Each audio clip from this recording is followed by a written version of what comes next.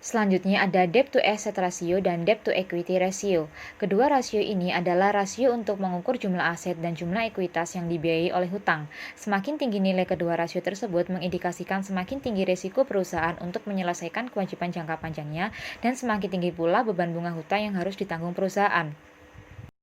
Rasio DAR dan DER milik Telkom ini dari tahun ke tahun nilainya relatif stabil.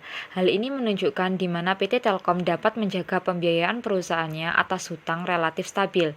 Besarnya nilai DER dan DAR di atas 1 masih ditolerir karena PT Telkom sendiri merupakan perusahaan berskala besar.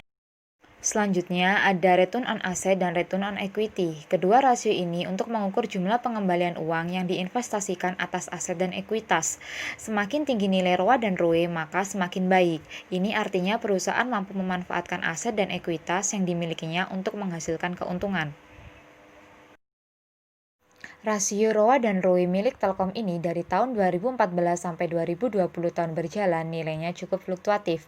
Penurunan nilai kedua rasio terjadi di tahun 2015 dan 2018. Namun jika ditarik garis besar, persentase nilai ROA dan ROE cenderung meningkat. Hal ini menunjukkan kinerja perusahaan semakin membaik.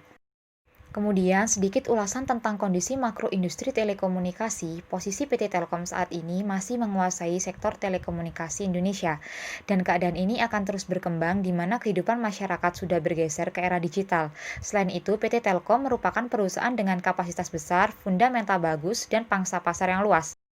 Dan yang tak kalah penting pula, saat ini PT Telkom menjadi salah satu perusahaan yang terkena imbas pandemi COVID-19. Hal ini menyebabkan harga saham Telkom turun secara drastis, dan momentum ini dapat digunakan oleh para investor untuk menyerok saham Telkom guna investasi jangka panjang. Sekian, terima kasih.